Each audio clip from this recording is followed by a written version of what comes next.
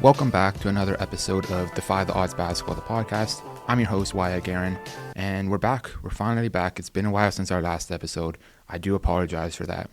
I was on Christmas break from school, so I didn't have access to the audio lab where I film all these videos. But we're back, so I'm going to be getting out at least one episode a week on Fridays, so make sure to stay tuned for those. And before we do get into the actual podcast itself, if you do enjoy these episodes, please make sure to leave a like, follow the podcast, share it, do whatever you can. And if you have any topics that you want me to go over, just make sure leave a comment, shoot me a message, let me know what you want to hear. And if you do like this type of content, make sure to check out our YouTube channel and Instagram account where we'll post more similar content to this. You can find the links to that in the description. So with that being said, let's get straight into it. So in today's episode, we are going to be talking about how to avoid burnout as a player. And what I mean by that, if you don't know what maybe that exactly means, is that feeling you get when you kind of almost lose interest in basketball. I think all players have kind of been there when it just gets exhausting. It starts to feel like a job. You might just not want to go to the gym that morning. How to avoid that, just getting tired of it feeling. So I'm going to break it down into some key elements. A lot of these kind of blend together though and connect. But I try to keep it as step one, step two almost. But let's get straight into it. So the first one is avoiding early specialization. And what I mean by that is what we commonly see in sports, in all sports, is at such a young age we focus on just one sport and we kind of try to, that's the sport we want to go big in. And what this does, there's a lot of things this does, but it limits your vision, your horizon, you could say. It puts you in a box. It gives you that tunnel vision where it's if we're using basketball for an example, it's basketball or nothing, right? And when you do this from such a young age, this is where you can see that that burnout, because you've just been doing it for so long.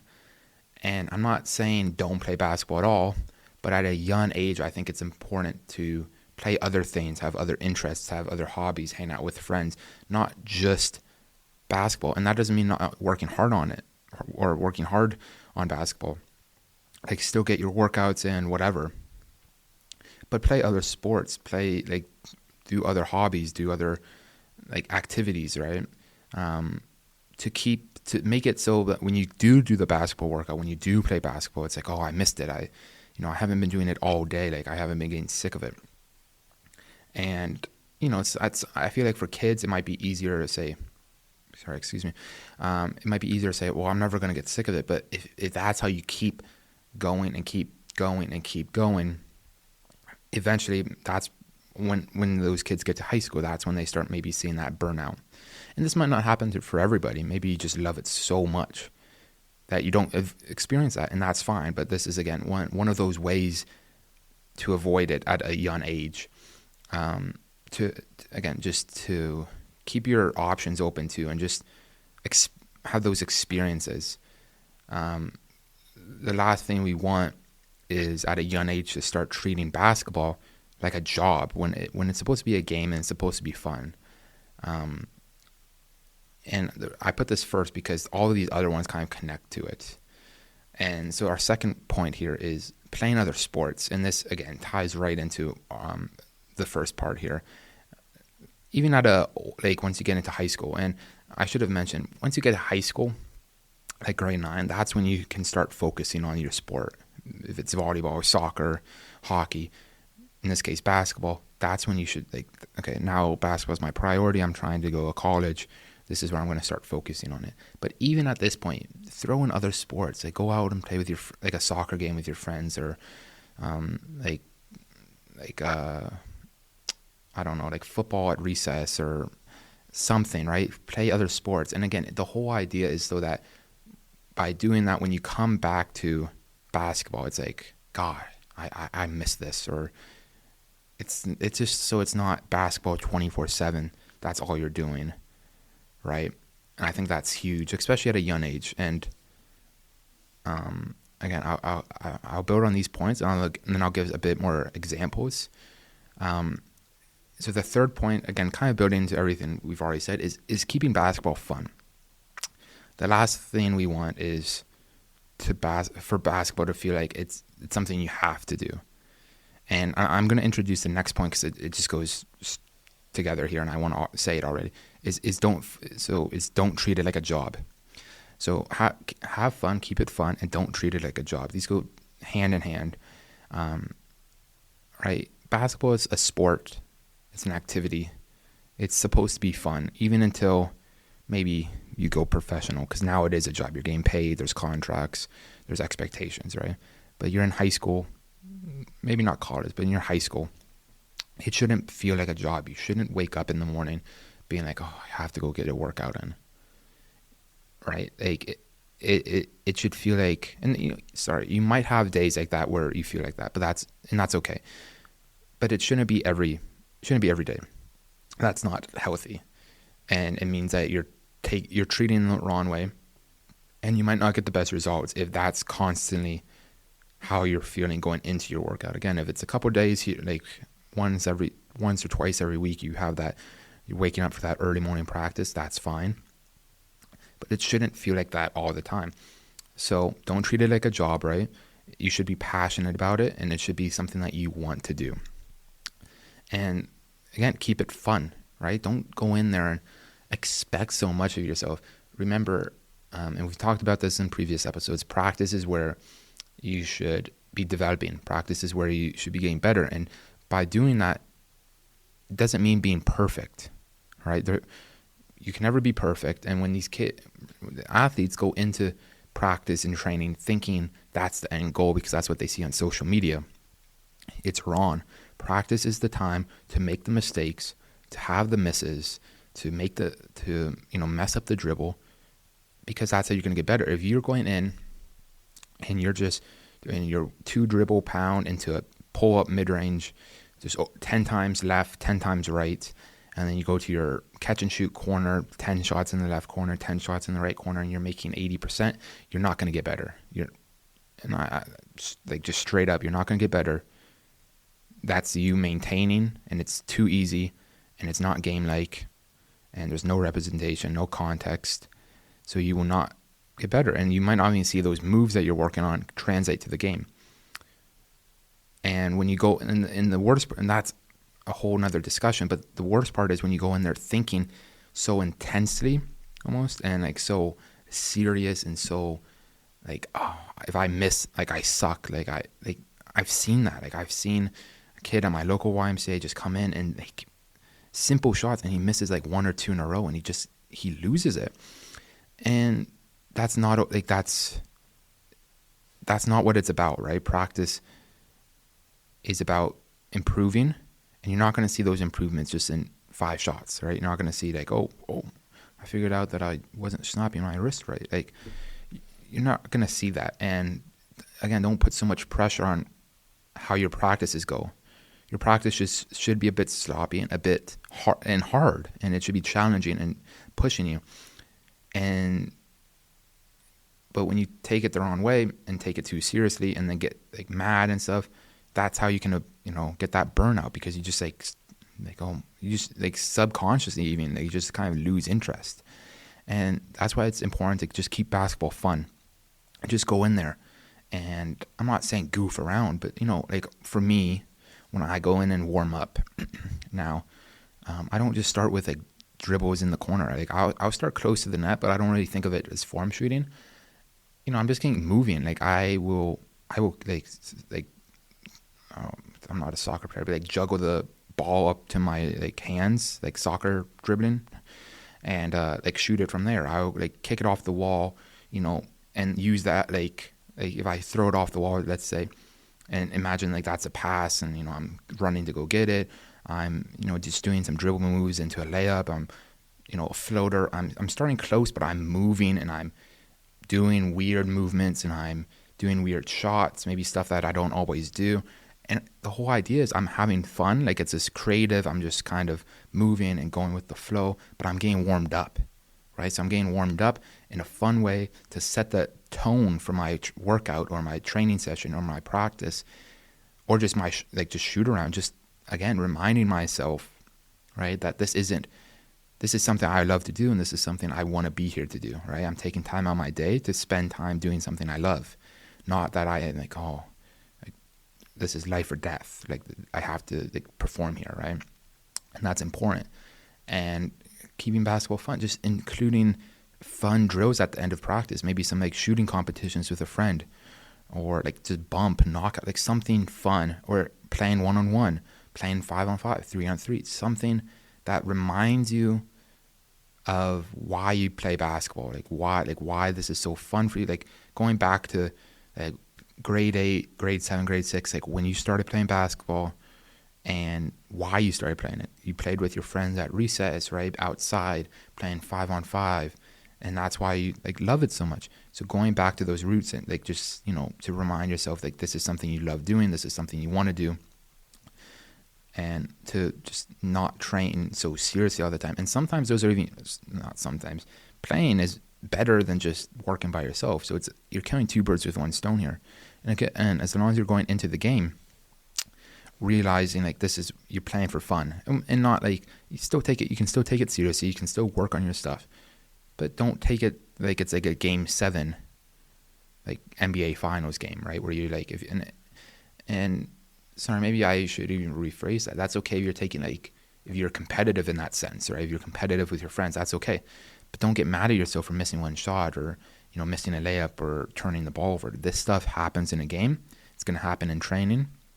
And if you're not doing any of that, if you're not missing, if you're not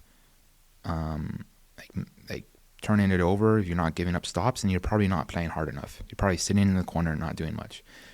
So don't be afraid to make mistakes. And the last one here is, again, the quality over the quantity. And I do have an example for this one. So when I was, what year was that? Probably grade 10 going into grade 11, I would think, of the summer. So the summer after grade 10 going into grade 11, this was my first actual year of playing organized basketball, because of COVID and everything, which was unfortunate. But I just came off my rep season and I was going into the summer, and I really wanted to improve. I really wanted to get better.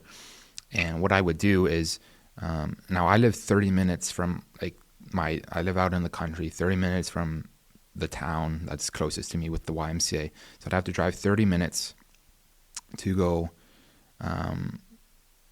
to the Y. And this must have been actually in maybe after the grade 11 year, because I was driving at this point. But anyway, I would wake up at 5 a.m, get ready, eat, stretch, drive 30 minutes into town, get to the Y for 6, and I would be there from 6 to 8:30 working out before going. We didn't have school at the time because it was summer. But then some days I would have my work after, so I'd go and work an 8-hour shift, taking phone calls. And I would do that over and over and over. And honestly, it never lasted probably more than a week, because it just got so, and not because that wasn't the only thing I was doing at the time either. I was doing workouts. I was trying to do multiple other workouts a day, journaling, meditation, just everything you can imagine. That's how I was approaching my training sessions. And the problem with this is, as you can probably guess, it was too much, right? It was too much, right? It's summer. I'm not having any fun because I'm treating we talked about, I'm treating my workouts like they're a job. It's I'm waking up and I have to go do this. And that is a way maybe to think about it. You do maybe have to get your workouts in, but you still wake up thinking I get to go play basketball for an hour and a half. Not that I have to. Because if that's the feeling, then maybe you shouldn't be playing, right? But a lot of those mornings, it's early. Maybe I didn't get much sleep. And it's I have to do this. And 2.5 hours on the courts, way, way too long. absurdly too long.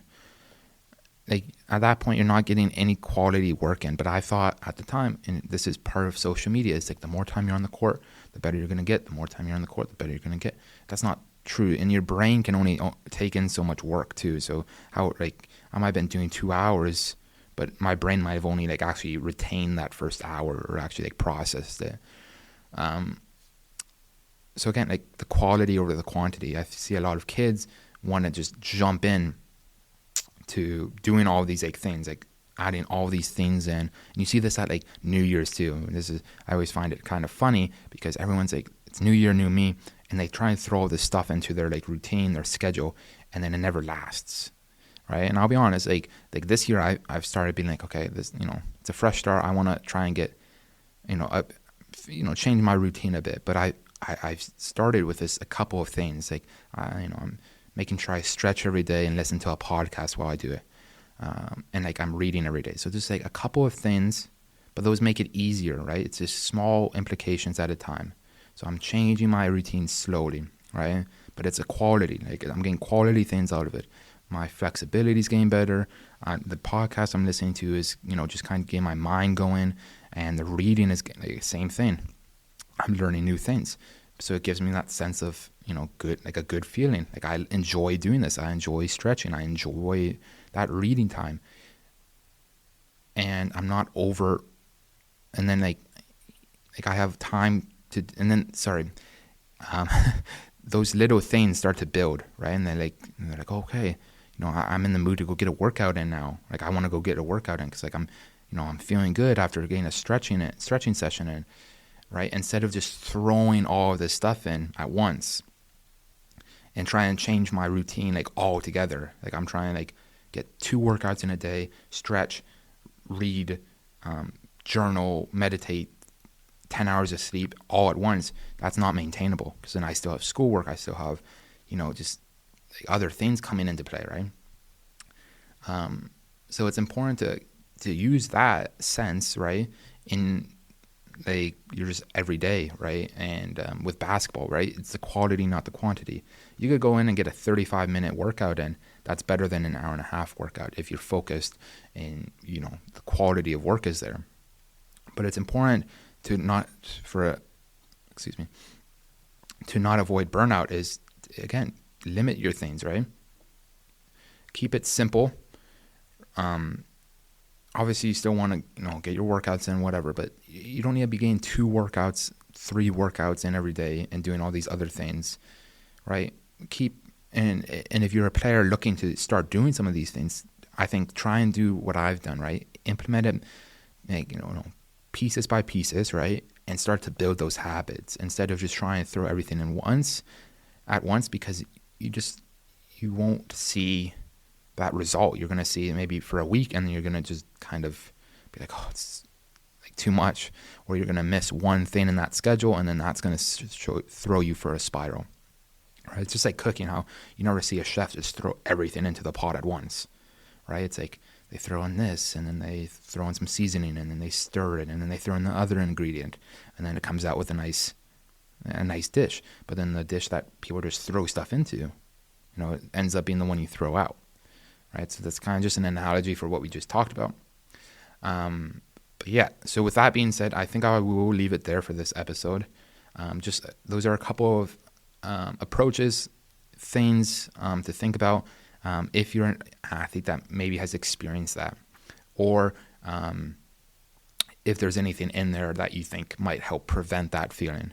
Right, because at the end of the day, we don't want this to feel like a job. It shouldn't feel like a job. It should be, if basketball is truly your passion, you should be waking up being like, man, I get to go to the gym today.